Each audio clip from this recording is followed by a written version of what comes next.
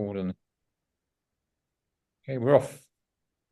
All right, awesome. Well, bonjour and welcome to another episode of Bill and Bellum, where today we're going to explore the complex and often challenging world of trust law, estate planning, international taxation, and the legal cases that shape our understanding of family and inheritance today. So I'm your host, Maxime, and as always, I'm joined by our resident legal expert, Ross. So how are you today, Ross? Yes, good day, Maxime. Very well. So, yes, today's discussion is a particularly intriguing one, isn't it? Because we're going to dive into how trust law intersects with the definition of family, an area where legal language and human relationships often collide in the most bizarre ways. With, in this case, I think you'll find, Maxime, life often being stranger than fiction. 100%, that's right, Ross. So we're starting with the recent case of Marcus against Marcus, which raises critical questions about who is considered a child within the context of a family trust. And so this case involved two brothers, actually, Jonathan and Edward Marcus, who are both listed as a beneficiary of a trust set up by their father, Stuart Marcus. However, sorry, after Stuart's death, it was revealed that Edward was not his biological son, leading to a legal battle over his status as a beneficiary. Yeah, it was an awful case, isn't it? What did you think? I didn't like this case. What did you think? Did you something that you liked or didn't like? I mean, I thought it was an interesting thing to think about. I didn't like I mean, I don't like when there's like family problems, let's be real. So, unfortunately, when you mix, money, family, a little bit of affair in the story, it's always it's always difficult. I don't think we put this in our notes when we were looking at this case together, but I actually did a bit more reading on it, and it turned out that the individual who the wife had the affair with was a lawyer. All right. So maybe he was on the other side. Yeah, so it sounded like it was her lawyer somewhere, so it sort of makes this case even more intriguing. But yeah, no, exactly. It's always horrible, isn't it, to see these family disputes. They do happen. That's why we put things like trusts in place to try and Mhm. protect against when bad things happen, and families do fall out all the time. Family members can be very different and can be very odd, and so we do our best to try and protect the family wealth with structures. So let's have a look at this case then. So the crux of the Marcus versus Marcus case was whether Edward could remain a beneficiary despite not being Stuart, the father, not being his biological child. Jonathan, the other brother, argued that since Edward wasn't biologically related to Stuart, that he should be excluded from the trust, which named the children and remoter issue of the settler as beneficiaries. Now, that's a phrase that you see very often in trusts, the children and remoter issue. And that's just a sort of complex old legal phrase of saying the descendants on and on and on, the biological lineal descendants on and on and on would be beneficiaries. So the court had to decide whether the term children in the trust deed referred strictly to biological offspring or if it could include someone who was simply treated and raised as a child by the settlor. Exactly. And in the end, actually, the court ruled that the term children in this context did include indeed Edward, despite the fact that there was no biological connection with the settler. And the court emphasized that Stuart Marcus believed that both Jonathan and Edward to be his sons when he created the trust. So I guess that was the whole reasoning behind. And there was no evidence that he intended actually to treat them differently. So actually, what do you think of this ruling, Ross? Well, I don't like it, but I do understand the court's reasoning. They effectively just gave legal effect to the settler's intention, which was that he did intend for both Edward and Jonathan to benefit. Now, they didn't say anything about the settler not having the full facts in front of him, but they just looked at his intention. Simple as that is, and so in some ways, perhaps this case does not create any new unwanted legal precedent. I do, though, actually feel a bit uncomfortable with their decision. A lot of men would take a very different view about a son if it turns out that the child isn't biologically theirs. It is something not talked about, but it is something that happens a lot, unfortunately. The idea that the court automatically included Edward just because Stuart believed he was his son doesn't sit well with me. It does feel a little bit like a sort of cross-contamination from the family courts here, which are often seem to have less and less understanding of a man's role in a family, nor how a father might feel about a betrayal of this sort. Or, let's put it bluntly, the fruits of their labor effectively supporting the genetic success of another man. Exactly. I mean, it is a tough decision to make ultimately, and I completely agree. I mean, as the non-lawyer here in the room, I wouldn't know what to do, to be honest. And so, do you think overall, like that the court should maybe have ruled differently then? Well, we have these things in law called, well, in English law called maxims, which are sort of phrases that spurt out great wisdom in a few words. And we've quoted the legal maxim before that bad cases make bad law. And I think we need to chalk this down to another one of those. The court here may have considered that many fathers would feel very differently about their estate planning if they knew a child wasn't biologically theirs. But that said, it would also have been very harsh to completely exclude poor Edward from the funds, given that Stuart truly believed Edward was his son. Edward believed that Stuart was his father. This was not Edward's fault, and so it would have been very harsh to have excluded him. The real mess here obviously was created by the wife's affair and the subsequent deception. Stuart didn't know, and if he had, he may have created the trust differently. He did not include any special wording around this in the trust deed or the letter of wishes, which he could have done. So clearly, he did not have any of the faintest idea that an affair was even possible. Exactly. I mean, it is a different, a very delicate balance, I believe. And on one hand, like there's the settler intention at the time that the trust was created. And then on the other, of course, there's the whole emotional and ethical implication of discovering such a truth, unfortunately, after the fact, after that the father, the settler, had passed away. Exactly. Yes. Yes. I'm not sure if we made that clear. Actually, the settler had passed away before the son was informed by his mother that his dad was not his dad, and they didn't actually tell the other son. But the other son found out much later, and then launched the legal proceedings. So yeah, exactly, and that's why this case is so compelling. It sort of forces us to grapple with how the law should handle situations where long-held beliefs about families turn out to be based on a lie. And I think the court's decision, it does protect Edward, but it also raises questions about fairness, particularly for Jonathan, who may feel that his father's wishes weren't fully honored in light of the truth. Maybe Jonathan was just trying to protect his father. I'm sure he was furious with his mother. And Jonathan may also have been worried about Edward's real biological family. Not that Edward would probably consider them his real biological family, but Jonathan might have been worried that those members of this lawyer that the wife had an affair with might have been able to attack the trust. Yeah, they could attack and I think that this case really, highlights how the concept of family can really be fluid, especially in the realm of, estate planning and with the when there's a lot of funds and maybe real estate involved, for sure, it's complicated case. And speak of which, there's another case actually that touches a similar theme, but from a completely different angle. And it was the Watson against Spado case, which involved the IBM fortune and the use of a legal adoption to secure inheritance rights. Maxime, one of my favorite celebrity cases you've introduced. Yes, so the IBM case, the Tom Watson case, um, is fascinating, and you're quite right to throw it in here in this discussion. So yes, Watson versus Spado is a fascinating example of how individuals have navigated the legal landscape to protect or give an advantage perhaps to their loved ones, or perhaps in families where some family members favor more other ones. And the case we were talking about before, Marcus, that was a fairly big trust fund. That was sort of 14 million pounds, I think that trust fund was. This IBM one was obviously a multi-billion-dollar trust that we were talking about here. And what happened is that Olive Watson, who was an heiress to the IBM fortune, I think she was the granddaughter of Tom Watson, the founder of IBM, and her partner, Patricia Spado, were in a long-term relationship at a time when same-sex unions weren't legally recognized.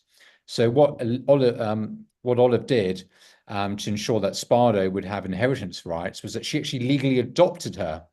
This was back in 1991, and so it was a strategy that was both very unconventional and bold at that time. Exactly. I mean, bold, I think it's a light world. I mean, she really asked her lover to actually adopt her. I mean, what people do for money, right? So I think that's quite a move. And it really shows, the length to some which some people will go to actually secure their financial future and the one of their loved ones. Yeah, I mean, it really does, right? People will do anything when it comes to money. I think we all know that. Even people that you think you know well, family members that you think you know well, will do the oddest things when money's involved, and often these things are quite subconscious as well. I've seen people will make stories up and make scenarios up if when it comes down to money. So yes, in all seriousness, this was a very creative solution to a legal problem that Olive saw that she had.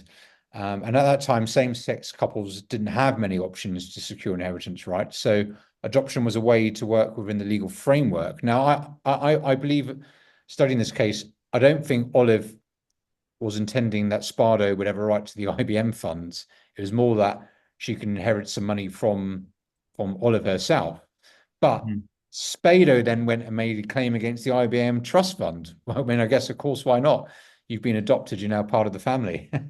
And the IBM trust fund document didn't really deal with anything to do with adopted family members. So the other heirs Exactly. actually contested this and argued that wasn't a genuine adoption, but it was a pure legal maneuver.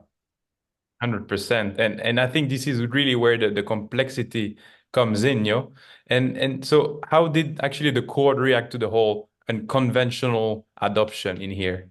Yeah, so that they had to really untangle that adoption. And so in Connecticut, a judge ruled that Thomas Watson did not recognize Spado as his granddaughter and did not intend for her to benefit from the trust. So notice there again a lot of emphasis on the settlers' intention. Additionally, a probate judge in Maine annulled the adoption on the grounds that it was obtained fraudulently, arguing that it was more of a strategic move than a genuine parent-child relationship. I should point out that this was in 1991, and I wonder if the same result would happen today, particularly in more liberal US states. So, yeah, interesting. I think you might want to have your trustee worded very tightly these days. Exactly. I think it is a stark reminder of the legal challenges that complex family relationships can really bring, and especially in those cases of multi-billion, trust funds. And I think the What's So against Spider case, like the Marcus against Marcus case, really challenge us to think about what defines a family in the eyes of the law. Yeah, that's right, Maxime. So, I mean, both cases really illustrate how trust law interacts with evolving definitions of family. So, Mark versus Marcus, we see the court recognizing the importance of the settler's intent, even when biological ties were absent. And in Watson versus Spado, the legal system grappled with the implications of using adoption as a tool for securing inheritance rights in a non-traditional family structure. Exactly. And I think that, we always like to have kind of some insights for trust practitioners and our clients. So I think one key lesson is that, ambiguous terms like children can often lead to dispute, as we saw in the Marcus case. And that's why it is really crucial to use precise language when drafting those trust documents. Yeah, so I think what we should point out here is that you can put whatever you want in a trust deed. So I think people don't know what they don't know, and they think they can't or can do certain things. But what I want to make clear is that you can write anything you want into a trust deed, and if you don't want it into the trust deed, you can put it into a side document called a letter of wishes, which is a more informal document that is normally given alongside a trust deed to a trustee, and that provides more general guidance, whereas the trust deed is more authoritative. Generally, the trustee has to do what's in the trust deed, and they can just sort of pay more informal guidance to their wishes. But you might want to really think these things out, especially we are living in a world that is getting more and more complex with relationships, and we see the whole confusion around genders and things like that. God knows what else is going to come out in 5, 10, 15, 20 years time.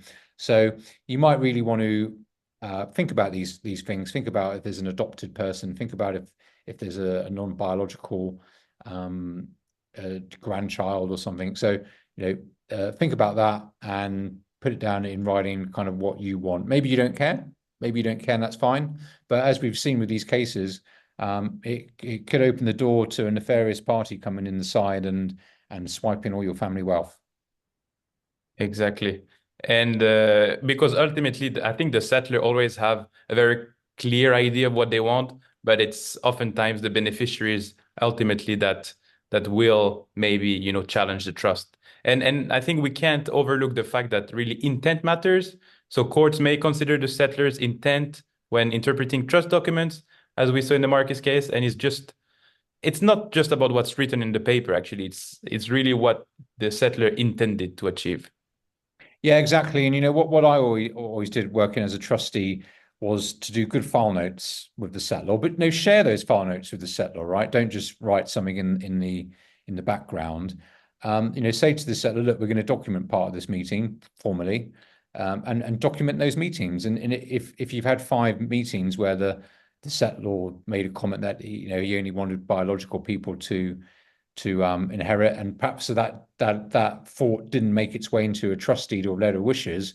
If there's 5 file notes where when the trustee was originally meeting the settlor saying that, as you can see from these cases, that's probably going to have quite a strong effect in the law. So I think documenting the settlor's intention, but check it with him as well. People do say silly things sometimes that they don't want to give legal effect to. And send the file note to the settlor and say, hey, look, does this reflect what you were thinking at the time? Nothing wrong with showing someone's thoughts evolving over time as well, by the way, and explaining them. People's thoughts change all the time. These are just legal documents. They're easy to change. They need to be flexible. Families are flexible, ever-evolving structures. These legal devices need to flex with them. How many times do you have a settlor or a beneficiary come in and something's happened and they want to, the daughter's gone off and married some bad guy and remove her from the trust, Ross, So it's but always document these things and try and ensure they reflect kind of what the family wanted. And it might also be a worth a point saying as well, if you do think the settler's doing something stupid, tell them that as well. People are not very familiar with what the downstream effects are of some of their decisions, which obviously we as practitioners are. So always worth saying, look, let me tell you what's gone wrong, some court cases, what I've seen gone right and wrong with other clients. I wouldn't recommend doing that. Try and guide the family as well, I think. Exactly. I mean, this is really where, your role comes into play with the clients and to remind them that, we can always update those trust documents to really reflect the current situation. And I think that to summarize for everyone listening, estate planning isn't just a one-time task that you set up once and then you forget about it. It's really an ongoing process where we do regular reviews and updates, especially after major life events, like you mentioned, maybe a wedding. And it's really important to keep in mind that clear language, careful consideration of potential scenarios, and professional advice are crucial to really ensure that your estate plans truly reflect your wishes and can stand up to future challenges.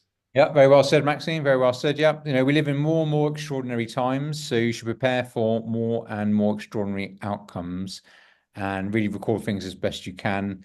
I was reading something about the sort of the culture of managerialism, which we'll do a video on, and we're going to wrap it into our why regulation is a bad thing video, I think, and regulation in our industry and this concept of managerialism are connected. But it was talking about the Ford Foundation, so set up by Henry Ford of the Ford Motor Car Company, and he was a very conservative individual. But as you will well know, the Ford Foundation actually now funds some very radical left causes to the tune of millions and millions of dollars. And so, even for one of the richest men of all time, his structuring and writing could have been a bit better, perhaps. And what happened there was that the kids lost control of the foundation, and it was taken over by managers with very different political views to the actual founder, the person who made the money in the foundation. So again, another little example there of tightening things up, perhaps. Exactly. And I mean, I think the whole regulation will take time in a full other episode because there's so many interesting things to talk about. But yeah, overall, I think thank you for this really enlightening discussion. It really opened, I think, the mind, not only of my mind, but I think of our clients and our colleagues. So I think this case really, have provided us with much to think. And when it comes to really defining family within the concept of trust law. Yes, a slightly distasteful but valuable discussion, Maxime. So I hope our listeners gain some useful insights today.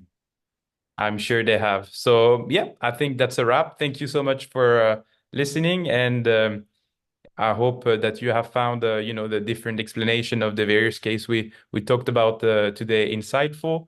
And join us in our next episode next week, where we'll dive into some more legal case and more lessons for you to learn. So that's it for now. Stay informed and stay vigilant. Take care. Yeah, and perhaps even do a like and subscribe and all that good stuff on here if you're on YouTube. So we like that, don't we, Maxime, now?